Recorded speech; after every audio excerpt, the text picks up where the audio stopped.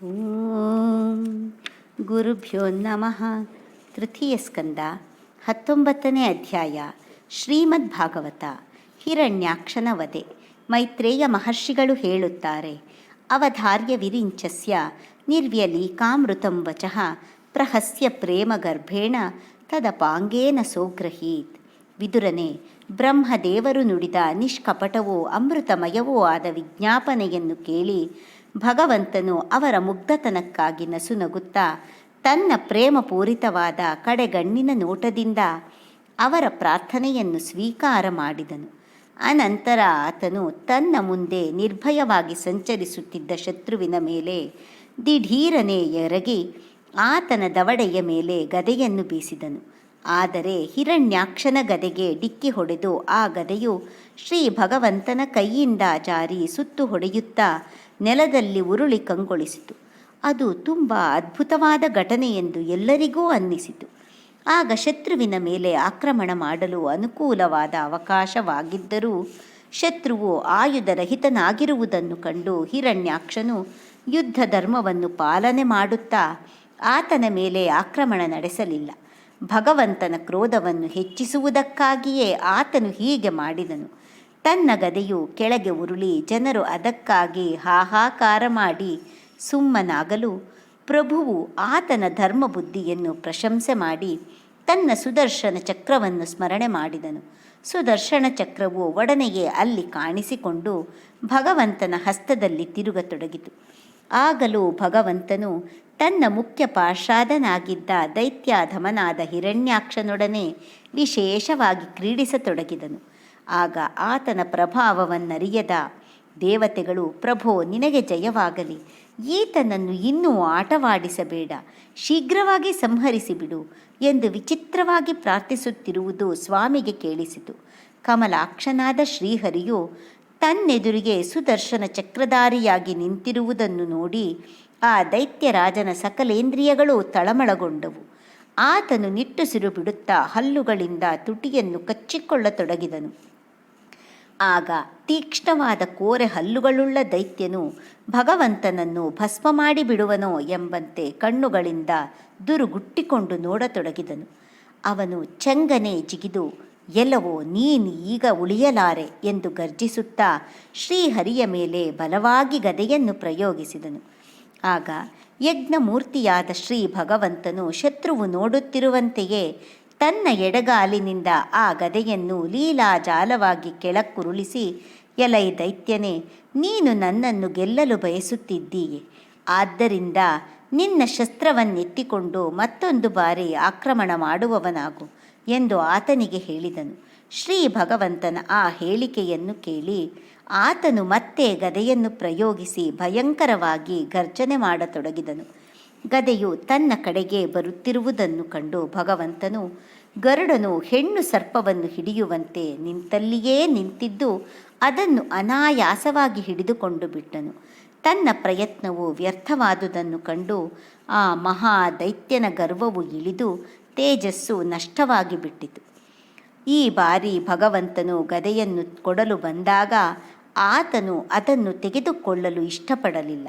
ಜ್ಞಾನಿಯಾದ ಬ್ರಾಹ್ಮಣನ ಮೇಲೆ ಶೂನ್ಯವನ್ನು ಪ್ರಯೋಗಿಸುವಂತೆ ಆ ದೈತ್ಯನು ಭಗವಂತನ ಮೇಲೆ ಪ್ರಯೋಗಿಸುವುದಕ್ಕಾಗಿ ಉರಿಯುವ ಬೆಂಕಿಯಂತಿದ್ದ ತ್ರಿಶೂಲವನ್ನು ಕೈಯಲ್ಲೆತ್ತಿಕೊಂಡನು. ಮಹಾಬಲಶಾಲಿಯಾದ ಹಿರಣ್ಯಾಕ್ಷನು ಬಲಪೂರ್ವಕವಾಗಿ ರಭಸದಿಂದ ಪ್ರಯೋಗಿಸಿದ ತೇಜಸ್ವಿಯಾದ ಆ ತ್ರಿಶೂಲವು ಆಕಾಶದಲ್ಲಿ ಥಳಥಳಿಸತೊಡಗಿತು. ಭಗವಂತನು ಅದನ್ನು ಇಂದ್ರನು ಗರುಡದೇವರು ಬಿಟ್ಟುಕೊಟ್ಟ ತೇಜಸ್ವಿಯಾದ ಗರಿಯನ್ನು ಕತ್ತರಿಸಿ ಹಾಕಿದಂತೆ ತೀಕ್ಷ್ಣವಾದ ಅಲಗಿನಿಂದ ತೊಳಗಿ ಬೆಳಗುತ್ತಿದ್ದ ಸುದರ್ಶನ ಚಕ್ರದಿಂದ ಕತ್ತರಿಸಿ ಹಾಕಿದನು. ತನ್ನ ತ್ರಿಶೂಲವು ಭಗವಂತನ ಸುದರ್ಶನ ಚಕ್ರದಿಂದ ಚಿನ್ನ ಭಿನ್ನವಾಗಿ ಬಿಟ್ಟಿದ್ದನ್ನು ಕಂಡು ದೈತ್ಯನಿಗೆ ಮಿತಿಮೀರಿದ ಕ್ರೋಧ ಉಂಟಾಯಿತು. ಆಗ ಆತನು ಭಗವಂತನ ಬಳಿಗೆ ಬಂದು ತನ್ನ ಕಠೋರವಾದ ಮುಷ್ಟಿಯಿಂದ ಶ್ರೀವತ್ಸ ಚಿಹ್ನೆಯಿಂದ ಬೆಳಗುತ್ತಿದ್ದ ಭಗವಂತನ ಎದೆಗೆ ಬಲವಾಗಿ ಹೊಡೆದು ಗಟ್ಟಿಯಾಗಿ ಗರ್ಜನೆ ಮಾಡಿ ಕಣ್ಮರೆಯಾಗಿ ಬಿಟ್ಟನು. ಆದರೆ ಹಿರಣ್ಯಾಕ್ಷನ ಮುಷ್ಟಿಯ ಏಟು ಶ್ರೀ ಭಗವಂತನ ಮೇಲೆ ಯಾವ ಪರಿಣಾಮವನ್ನು ಉಂಟು ಮಾಡಲಿಲ್ಲ. ಗಜರಾಜನ ಮೇಲೆ ಪುಷ್ಪಮಾಲೆಯು ಹೇಗೋ ಹಾಗೆ ಅದು ಆತನ ವಕ್ಷಸ್ಥಳದ ಮೇಲೆ ಬಿದ್ದಿತು.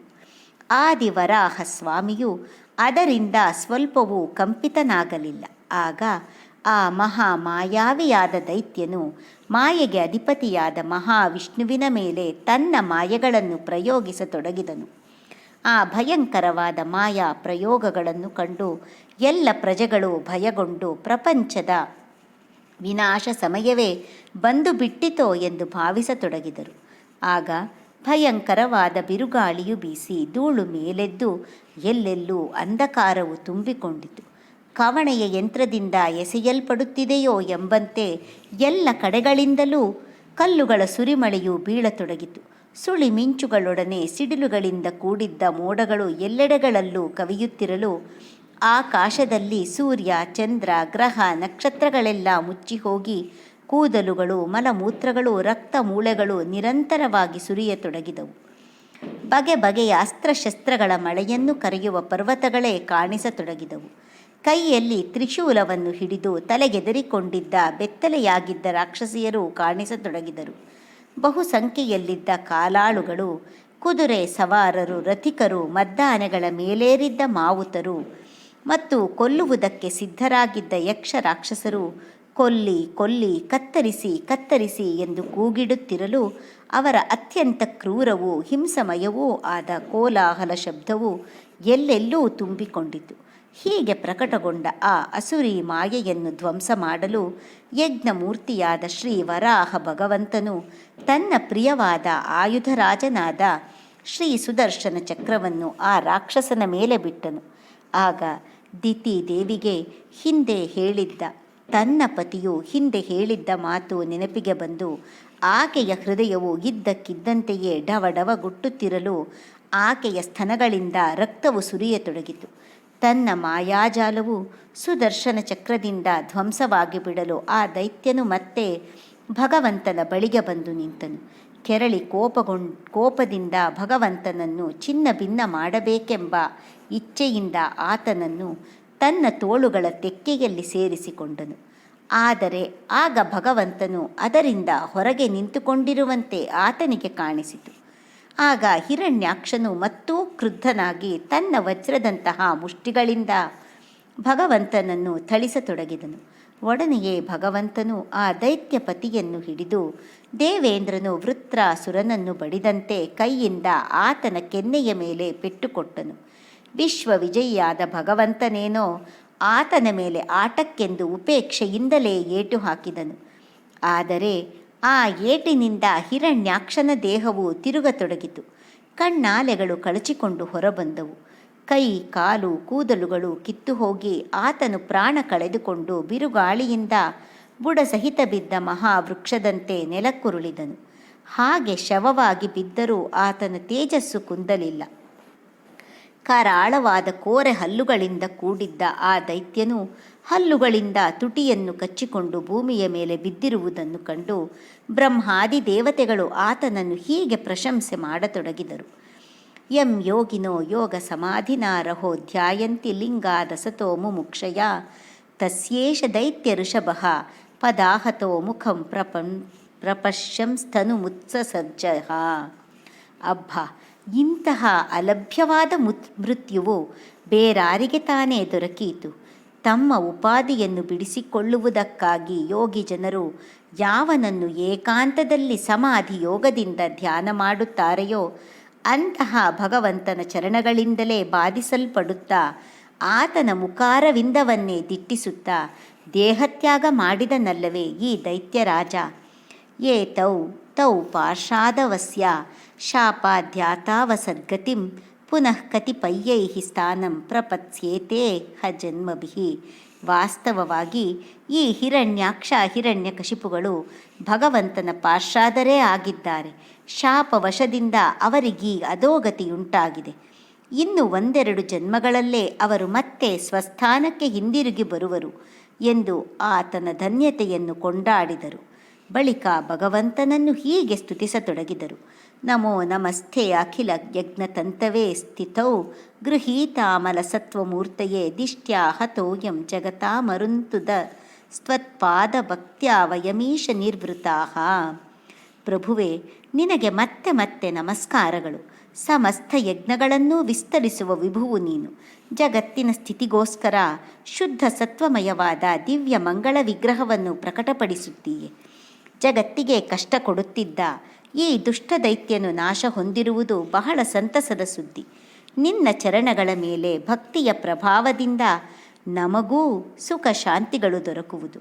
ಮೈತ್ರೇಯ ಮಹರ್ಷಿಗಳು ಹೇಳುತ್ತಾರೆ, ಸಾಧು ಶ್ರೇಷ್ಠನಾದ ವಿದುರನೇ, ಈ ಆದಿವರಾಹ ಮೂರ್ತಿಯು ಹೀಗೆ ಸಹಿಸಲಸದಳವಾದ ಪರಾಕ್ರಮವನ್ನು ಹೊಂದಿದ್ದ ಹಿರಣ್ಯಾಕ್ಷನನ್ನು ಸಂಹಾರ ಮಾಡಿ ಬ್ರಹ್ಮಾದಿಗಳಿಂದ ಸ್ತುತಿಸಲ್ಪಡುತ್ತಾ ಅಖಂಡಾನಂದಮಯವಾದ ತನ್ನ ಲೋಕಕ್ಕೆ ವಿಜಯ ಮಾಡಿಸಿದನು.